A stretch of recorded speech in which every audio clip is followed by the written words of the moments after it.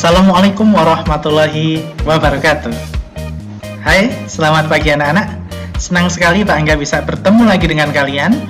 Hari ini kita akan membahas lagi materi tematik kelas 5, tema ke-6 panas dan perpindahannya, subtema 1 tentang suhu dan kalor, pembelajaran ketiga.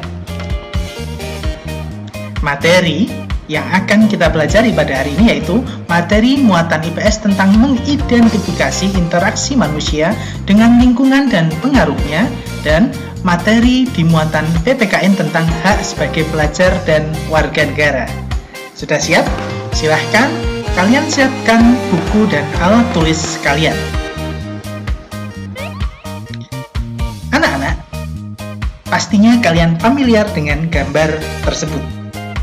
Gambar tersebut merupakan gambar buku yang merupakan salah satu media cetak yang menjadi sumber informasi yang paling sering digunakan masyarakat hingga saat ini. Apakah kamu memiliki buku serupa dengan buku pada gambar di atas? Ya, buku itu biasanya buku ilmu pengetahuan yang berisi informasi tentang peristiwa alam yang terjadi di sekitar kita.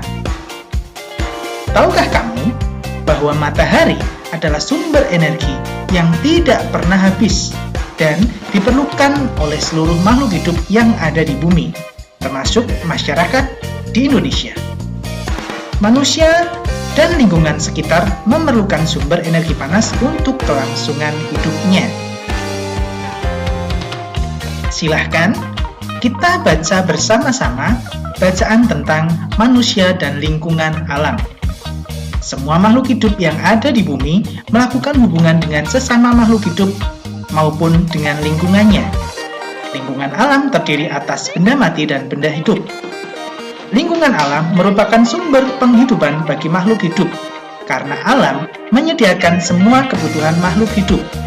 Benda mati dan makhluk hidup saling mempengaruhi antar satu dengan yang lainnya, bahkan antar keduanya saling berkaitan. Salah satu bentuk hubungan antar benda mati dan makhluk hidup adalah jenis tanah, suhu, dan curah hujan di suatu tempat dengan mempengaruhi jenis tanaman yang tumbuh dan hewan yang berkembang di daerah tersebut. Makhluk hidup juga dapat mempengaruhi benda mati. Contohnya, daerah yang banyak tumbuhannya akan menyebabkan daerah tersebut menjadi lebih sejuk. Daerah yang masih banyak tumbuhannya cenderung memiliki air tanah yang baik dan berlimpah. Hal ini terjadi karena tanaman yang membantu tanah untuk menahan air dan menyimpannya di dalam tanah dengan baik. Bagaimana dengan manusia?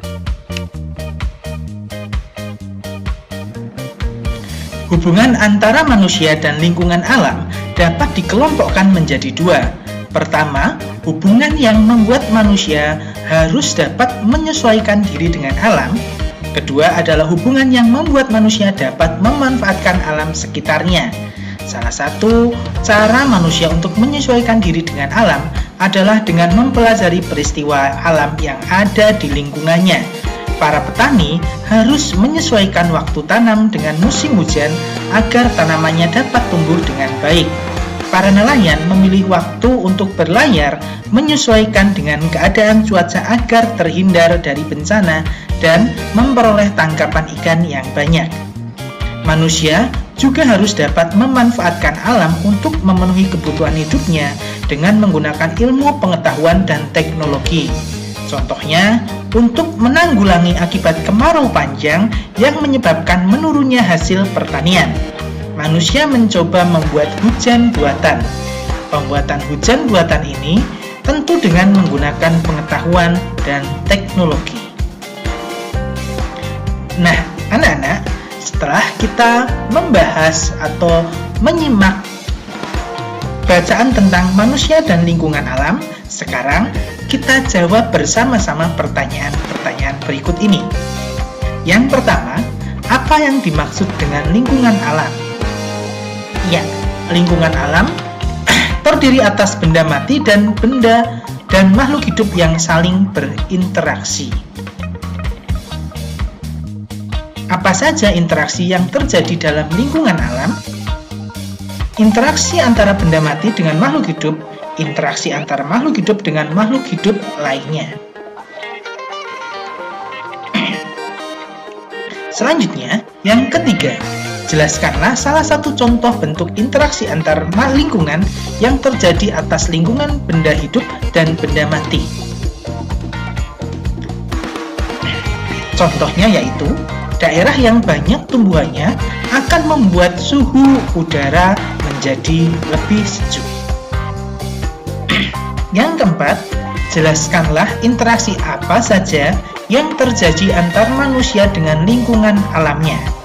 Jenis-jenis interaksi yang bisa terjadi antar manusia dengan lingkungan alamnya antara lain interaksi yang menyesuaikan diri dengan alam dan interaksi yang memanfaatkan alam. Dan pertanyaan yang terakhir yaitu, berikanlah contoh bentuk interaksi antar manusia dengan lingkungan alam.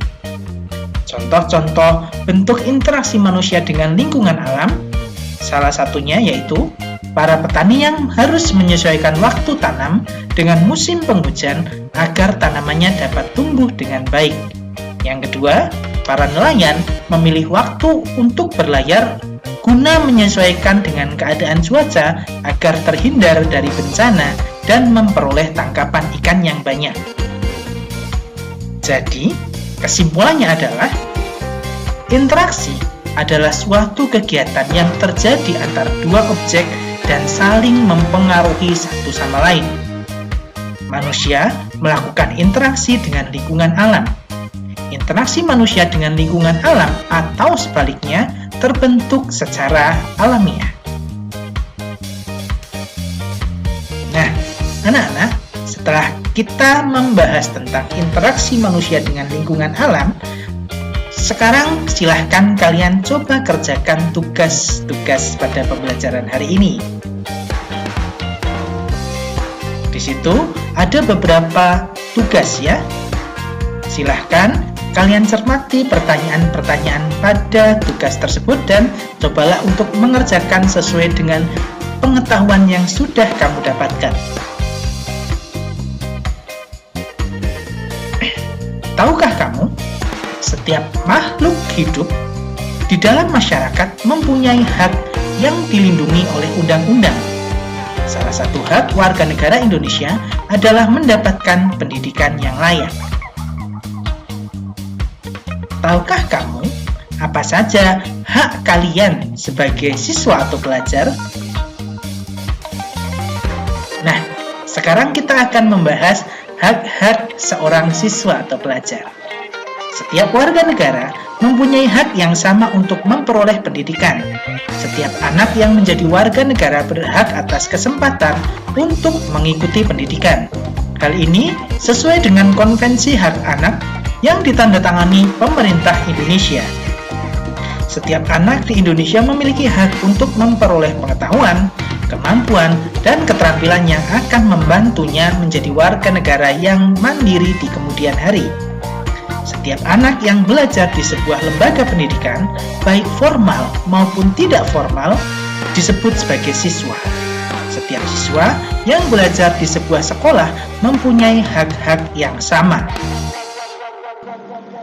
Menurut Peraturan Pemerintah Nomor 28 Tahun 1990, yang dimaksud dengan hak-hak siswa adalah hak untuk 1. Mendapatkan perlakuan sesuai dengan bakat, minat, dan kemampuannya.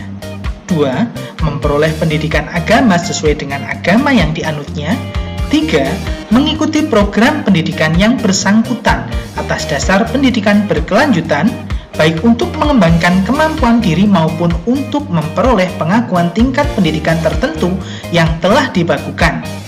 4. Mendapatkan bantuan fasilitas belajar, beasiswa, atau bantuan lain sesuai dengan persyaratan yang berlaku.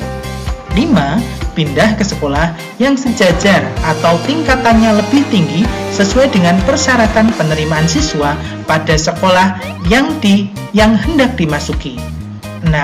Memperoleh penilaian hasil belajarnya. 7. Menyelesaikan program pendidikan lebih awal dari waktu yang ditentukan. Dan yang terakhir yaitu mendapatkan pelayanan khusus bila mana menyandang cacat. Nah, Selain hak-hak kita sebagai siswa, kalian juga harus mempelajari lagi tentang hak-hak sebagai warga negara. Hak sebagai warga negara adalah hak yang didapatkan sebagai salah satu warga negara Kesatuan Republik Indonesia. Berikut ini adalah hak-hak yang dimiliki oleh warga negara. 1. Hak untuk berpendapat di depan orang banyak. 2. Hak untuk menggunakan fasilitas umum. 3. Hak untuk menganut agama dan melaksanakan ibadah. 4. Hak untuk memperoleh pendidikan. Nah, penjabaran dari hak anak dan hak warga negara itu merupakan pengembangan dari Konvensi Hak Anak.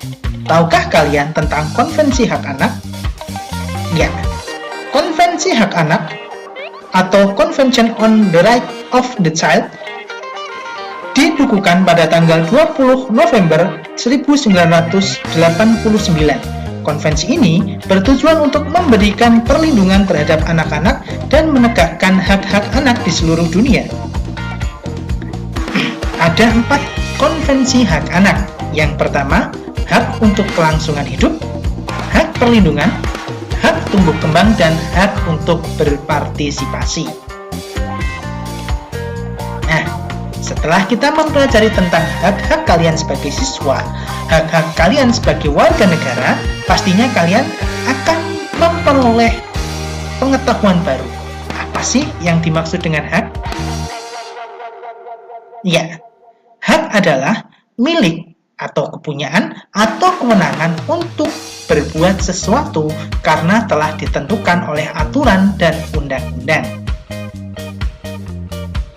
Nah, anak-anak, kiranya cukup sekian pembelajaran kita pada hari ini.